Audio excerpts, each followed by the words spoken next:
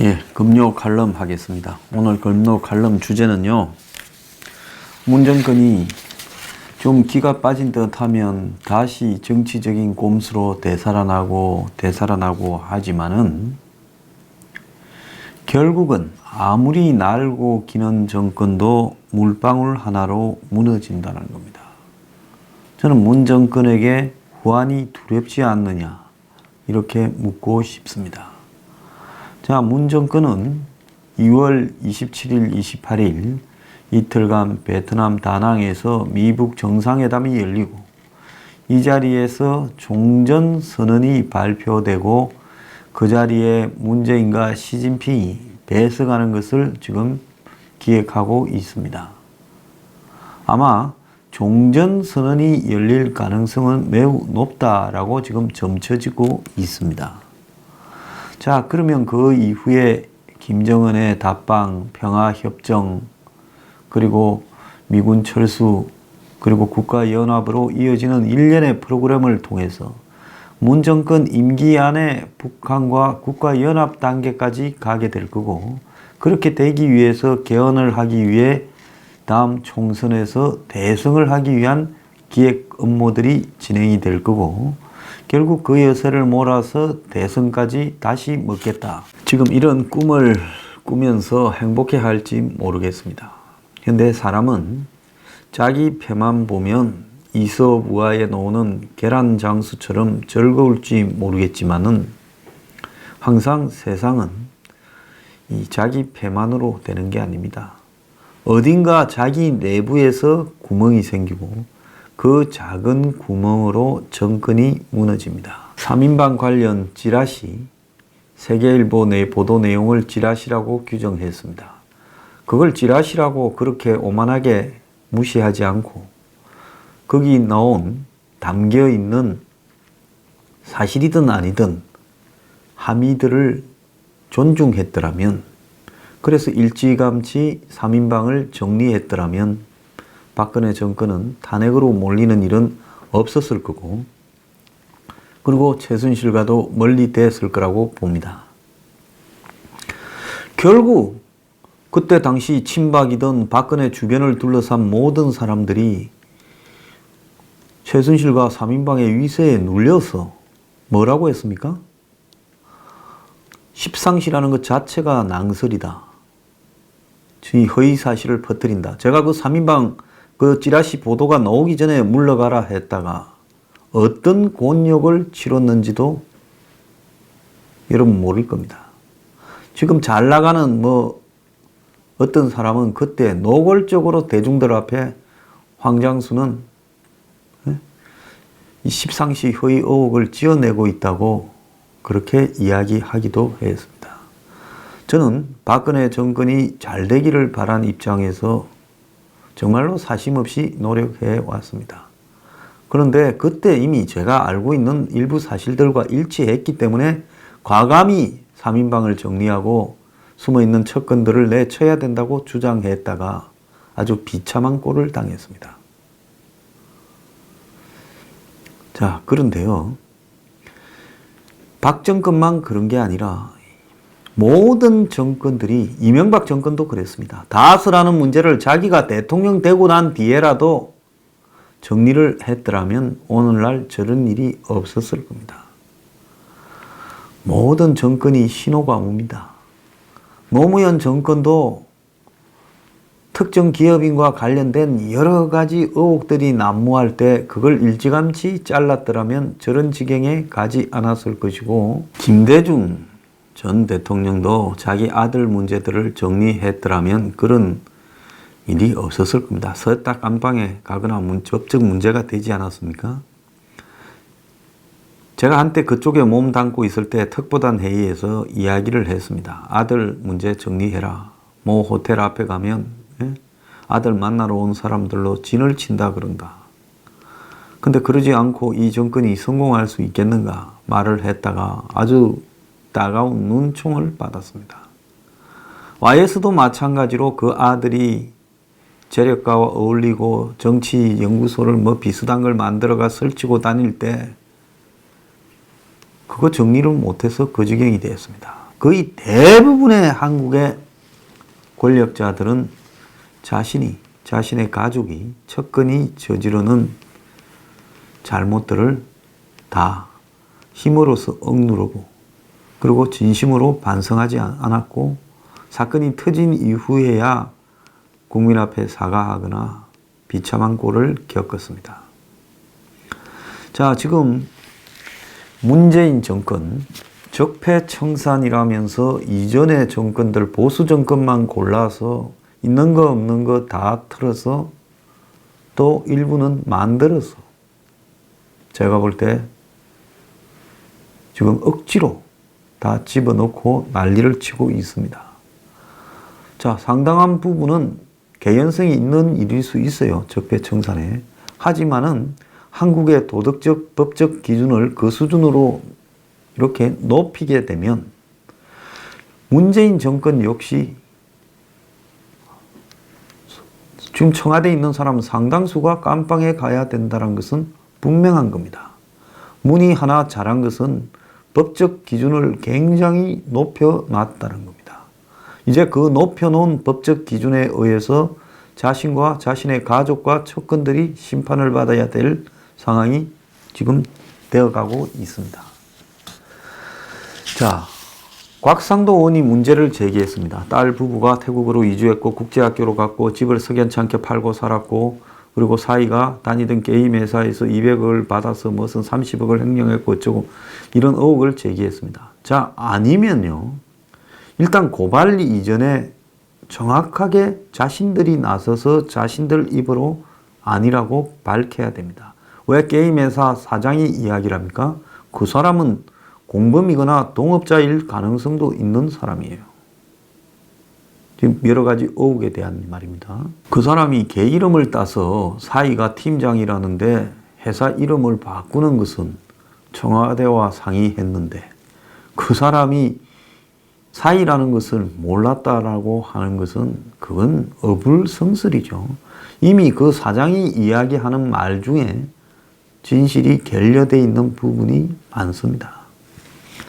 자, 그런데 그런 사랑 말 하나로 이제는 해명됐으니까 법적으로 고소해도 좋다 하고 거기에 줄줄이 이 친좌파 친문 언론들이 기사를 쓰고 있습니다. 아니지요. 해명된 게 아니지요. 왜 직업도 제대로 없는 딸과 사이가 태국으로 갔는가? 그리고 거기에 국제학교는 무슨 돈으로 넣는가? 보통 교육비를 그 정도 쓴다 하면 초등학생 교육비를 월 몇백, 연 수천을 쓴다 하면 그 집의 소득은 적어도 한 10배는 돼야 되죠. 외국에서는 더 들 겁니다. 그러면 사실상 백수에 가까운 딸과 사이가 무슨 돈으로 그렇게 했는가라는 부분을 밝혀야 되죠. 다니던 회사가 망했다면서요? 망한 사람들이 어떻게 그렇게 합니까? 집을 판 돈이다? 자, 집 판 돈 들고 가서 그냥 태국 가서 펑펑 쓰고 죽기로 했습니까? 답을 하라는 겁니다. 자, 불효불급한데 딸과 사이가 그래 외국에 나가고 그들을 위해서 10억이 가까운 돈이 추가로 지출되고 12명이 개고생을 하러 가는 것이 옳은 거냐는 겁니다. 답을 해야지요. 왜 그 사실을 알고 있으면서도 신문을 보고 집을 팔은 것만 알았다라고 말한 조국 민정수석의 거짓말은 이게 가벼운 겁니까? 그런데 고소를 해요. 자, 신재민이 어디 갔습니까? 지난 2일자 중앙일보로 보면 신재민이가 병원에 분당 서울대 병원에서 그대로 구정을 맞을 듯하다. 자, 한 달을 병원에 있어야 될 만큼 신재민이가 어디가 문제입니까? 만약에 정신적인 문제로 신재민이 병원에 있어야 된다고 하면 그건 매우 심각한 거 아닙니까? 그건 격리 폐쇄병동에 있어야 되는 거죠. 손혜원 씨의 남동생은 어제 연락이 왔습니다. 오늘 오후 3시에 중요한 기자를 만나서 이야기를 하려 했는데 2시에 갑자기 검찰이 출두하라고 했다. 이게 무슨 의미냐? 걱정스럽다고 연락이 왔습니다.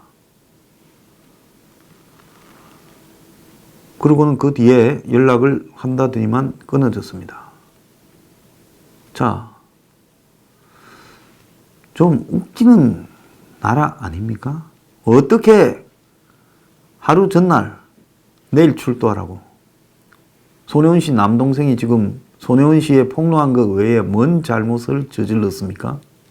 그 사람 입을 막아서 뭘 얻고자 하는 겁니까? 그 사람 입에서 터져나올 정권의 비리가 그렇게 무섭습니까? 그 사람 입에서 VIP의 비리들이 터져나올까봐 겁이 납니까? 정말로 졸렬한 정권이 아닐 수 없습니다. 신재민은 무슨 돈으로 한 달을 1인실에 있습니까? 신재민이 6인실에 있습니까? 그걸 브리핑하는 분당 서울대 병원 관계자도 유체이탈 합법으로 한 것으로 보인다. 퇴원을 안 했으니 병원에 있겠지요. 이런 식으로 이야기를 하고 있습니다. 이게 지금 정상적인 국가라고 생각을 하십니까? 자, 기재부는 신재민을 고발 취하할까 한 달째 고심만 하고 있다라고 합니다. 기재부 입장에서는 신재민이가 영 틀린 이야기도 한 게 아니고 하니 취하는 하고 싶은데 청와대에서 이 괘씸죄를 저지른 놈을 취하를 하라라는 오다가 안 떨어지니 기재부가 전전긍긍하고 있는 것 아니겠습니까? 서울중앙지검에 한때는 출근을 하던 김태우 전 수사관은 12일 날 검찰이 이제 소환해서 청와대 등이 고발한 본인의 혐의에 대해서 지금 이 조사를 받게 되었습니다. 자, 김태우 수사관은 한때 기자회견을 두어 번 하기도 했습니다만은 이제 내리에서 잊혀져 가고 있습니다. 이제 한국당은 국회에서 의총을 할 때 신재민, 김태우 청문회 하라, 손혜원이 특검하라, 드루킹 여론조사 사죄하라, 범죄자는 사죄하라. 자, 거기에 범죄자는입니다. 문재인은 사죄하라, 문재인 물러가라, 문재인 당선 무효, 말 한마디도 못합니다. 정말로 그 밥에 그 나물이니까 나라가 망해가는 거죠. 제대로 된 나물이 하나라도 있어도 망하겠습니까? 지금 김태우 수사관 처지가 매우 어렵게 되었습니다. 보수단체가 보호한다, 유튜브에 나간다, 어쩐다 하지만은 제가 볼 때 이 또한 솔직히 실질적으로 김태우 전 수사관한테는 허망하지 거지 없을 거라고 보고 있습니다. 사회적인 힘은 명백하게 정해져 있습니다. 그런데 김태우 수사관에 대해서 일부 보수 색깔을 가진 변호사들이 붙고 보수 유튜버들이 중심이 된 기자회견을 한다고 해서 그 사람의 신변이 유지되고 또 그 사람이 차마 말하지 않은 진실까지 다 폭로하고 정권에 타격을 가하는 것은 현재로서는 역부족이 되어가고 있습니다. 신재민은 꺼진 불이 되어버렸고 김태우는 꺼져가는 불이 되고 있습니다. 한국당이 김태우를, 신재민을 다 당사로 오라 해서 당사에서 텐트를 치고 숙식을 시키는 것만이 그를 보호할 수 있는 유일한 장치고, 그리고 검찰이 공권력이 그를 연행하겠다고 오면 아마 가스통을 걸고라도 한국당 의원과 당원들이 막아서는 결기가 있어야만이 이 사건의 진실을 규명할 수 있다고 봅니다. 근데 어제 제가 이야기했듯이 폭로하겠다고 전화를 하니까 아유 괜찮다 오지 마라 했다라는 말, 이것도 특검과 국정조사를 해야 될 문제다. 저는 그렇게 생각을 합니다. 그것이 지금 우리가 보는 한국당의 수준이고 현실입니다. 일부 보수단체 유튜버들이 툭 하면 후원금을 한다고 이 번호를 거는데요. 이 또한 한순간에 위험해질 수 있는 요소를 담지하고 있습니다. 관련 법을 뒤져보면 그것도 불법으로 큰 문제가 될 소지가 충분합니다. 자, 그런 것들이 근본적인 해결책이 될 수 없다는 것은 분명하겠죠. 자, 저는 이런 일에 제가 할 수 있는 한은 손을 내미는 사람들에게 다 케어를 하겠다고 했지만은 항상 진실을 말하는 사람보다 현혹시키는 사람의 말이 더 이렇게 화려할 수밖에 없기 때문에 제 자신의 이 의지도 미치지 못하는 것 같아 안타깝게 생각을 합니다. 자, 이 부분 지금 이런 것들을 하나씩 하나씩 제거해 가고 있어요. 자, 김태우 거의 이제 꺼져가고, 신재민이는 자기들 손안에 넣고 꺼졌고, 정모 행정관이라는 사람은 사라졌고, 자, 서영교는 뭐 국회 차원에서 징계 정도나 의논하면 되고 관심도 아무도 안 가지고 있고, 서영교 사건이야말로 사법농단이라고 부르는 것이 그것이 특정 정파에만 해당되는 게 아니라 아주 자신들까지 포함해서 여태까지의 관행이었다. 그러면 그것이 정파적으로 처리해야 될 일이 아니라 그것은 그야말로 제도적으로 정리해야 될 문제다. 한국 사회의 자우를 막론한 보편적 관행이다라는 걸 입증한 부분이지요. 자, 그런 중요한 문제도 넘어가고 있습니다. 자, 손혜원이 문제는 이제 손혜원이가 설 지나고 나서 박지원이를 목포에서 정치판에서 쫓아내겠다고 하면서 박지원한테 싸움을 걸었습니다.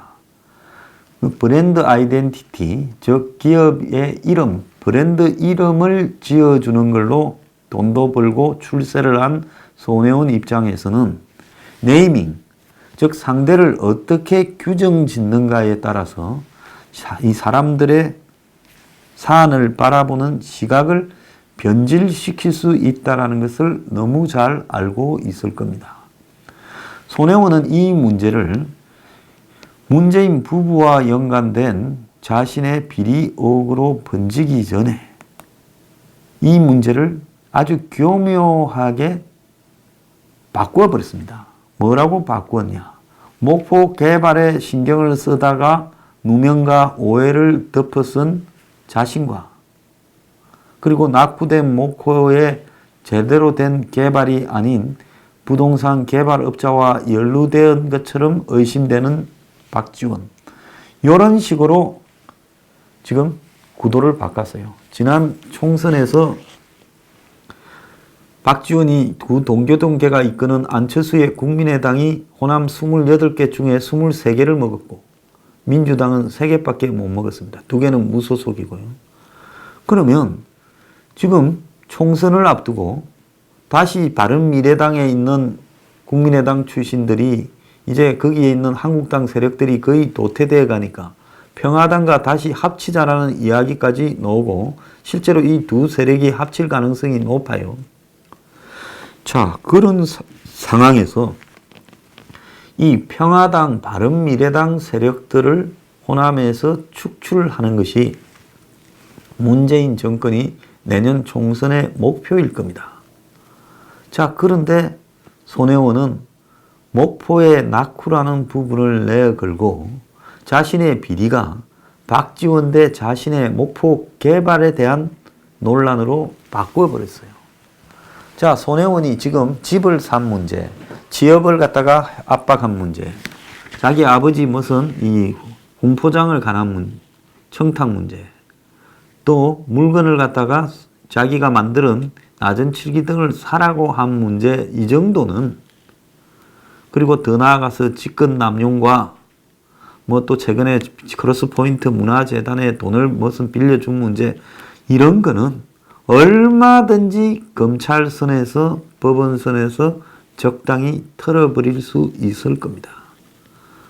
자, 깃털만 등장하고 깃털을 타고 몸속으로 들어가서 심장까지 가지를 못하고 이 선에서 이 논란을 끝내겠다는 거예요. 자, 많은 언론들이 더 깊숙한 사실을 알고 있는 걸로도 보이는데 보도를 안 하고 있습니다. 손혜원 씨의 남동생도 언론이 말을 해도 쓰지를 않는다고 하소연을 했습니다. 그러면 여기서 중요한 핵심은 뭐겠습니까? 문 정권이 손혜원을 이 정도에서 지키겠다. 그리고 손혜원은 절대로 문재인 부부가 버릴 수 없을 거라고 저는 보고 있습니다. 왜? 버릴 때는 지금 손혜원 스캔들에 몸통이 터져 나올 수가 있겠죠. 자, 이래서 손혜원 문제도 지금 거의 꺼져가고 있습니다. 문 정권의 궤별서 손석희 문제는 지금 김어준 등이 나서서 삼성 음모론까지 제기하면서 물타기를 하고 있습니다. 결국 이 또한 버티면서 시간이 지나가면 끝내겠다 이렇게 하겠죠. 왜? 손석희가 데미지를 입어서 머리는 복잡하겠죠. 총선이나 대선까지 끌고 갈 수 있냐? 손석희를 여기서 버릴까? 안 그러면 더 끌고 갈까? 현 정권의 입장에서 손석희의 존재라는 것은 그야말로 용도가 폐기되면 언제든지 버릴 수 있는 부분이기 때문에 손석희 문제는 자신들의 문제가 아니라 오히려 손혜원의 비리를 덮어주는 고마운 사안이라고 인식하고 있을 겁니다. 우리가 손석희라는 사람이 괘씸한 것과 실제로 손석희가 중요한 것과의 차이는 다른 겁니다. 또 은하드 손석희가 되고 싶어하는 사람이 줄을 서 있으니 낡아 빠진 손석희는 이쯤에서 버리는 것이 더 효과적이라다 이렇게 생각할 수 있을 거라고 봅니다. 드루킹 사건과 관련해서 김경수 구속으로 허위범위 수사를 잘했다고 재평가받는다는데 웃기는 소리입니다. 오늘 아침에 조선일보에 보면 현 정권은 허위범 특검에 고마워해야 된다. 허위범 특검 팀이 시절을 잘 만나 현 정권 검찰처럼 적폐 수사하듯 했으면 지금 길거리를 할보할 이가 몇 남아 있겠나. 김정숙이 경인선 가자 해서 김정숙 문재인 부부에까지 보고되었는가를 조사해야 될 게 핵심인데 또 경공모라는 이름을 바꾸라고 한 것이 문재인인지 조사하는 게 핵심인데 특검은 경인선과 인사하고 같이 사진 찍은 사실이 확인되나 불법 행위는 아니라고 엉뚱한 동문서답을 하고 있어요. 경인선 가자라고 한 부분에 대해서 어떻게 경인선을 알게 되었는가? 김경수가 문재인에게 보고를 했는가? 그게 핵심이에요.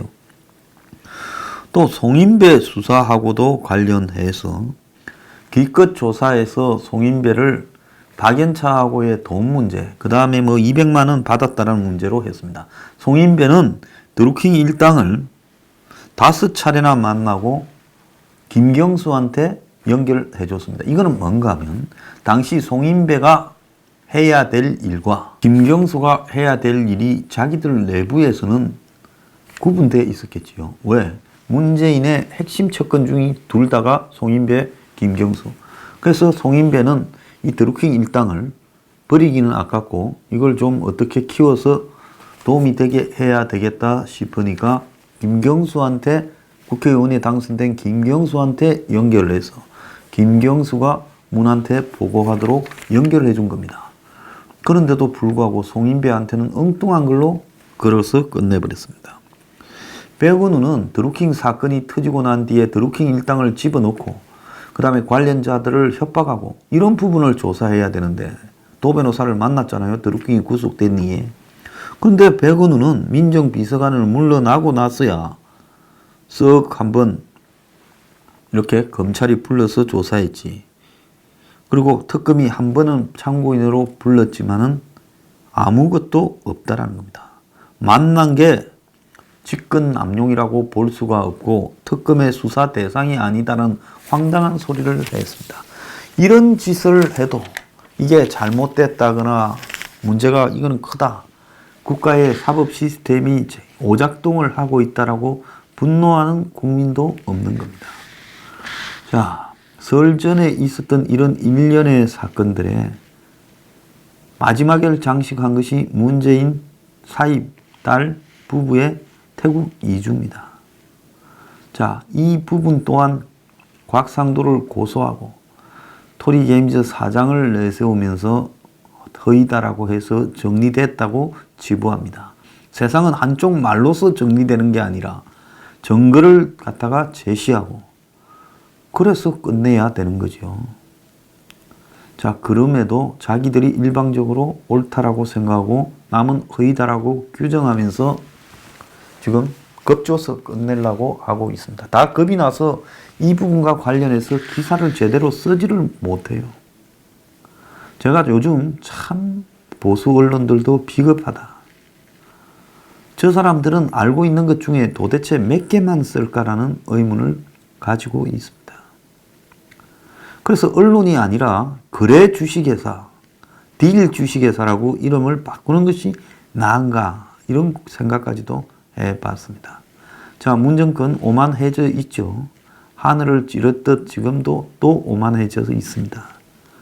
자, 그런데요, 하나 알아야 됩니다. 아무리 당신이 날고 설치고 그렇다 하더라도 당신들의 곳곳에 있는 수많은 구멍들이 시간이 지나면 내부 모순으로 저절로 터져나오고 아무리 바보 같은 언론, 아무리 바보 같은 야당도 결국은 어느 순간에는 스스로 무너져가는 문정권의 물방울들을 모아서 홍수로 만들 줄은 안다라는 겁니다. 그래서 남이 바보라고 내가 뭔 짓을 하고 손바닥으로 하늘을 가릴 수 있다 생각할지 모르겠지만은 내가 볼 때 문정권은 벌써 망조가 확연히 들었습니다. 정권이 뭐 거대한 이념의 실패, 거대한 경제 정책의 실패, 뭐 정권이 거대한 담론의 실패로 망하는 게 아닙니다. 대한민국의 모든 정권은 물방울 같은 비리가 나중에는 홍수가 돼서 터지면서 다 스스로 망해갔습니다. 문정권은 그 홍수를 만들기 위해서 지금 매일 소나기를 내리고 있습니다. 당신들의 말로는 정해져 있고요. 나중에 후환이 두렵지 않은가? 정말 후환이 두렵다면 이쯤에서 그만하는 게, 물러나는 게 상책입니다. 자, 끝까지 가면 갈수록 당신들은 업보를 더 쌓을 거예요. 매일 당신들의 죄가 누적되어서 나중에는 감당할 수 없는 결과를 초래할 것이다 라는 걸 경고합니다. 요즘 여기저기 좀 알아보러 다니는 것 같은데요. 많이 털어보세요.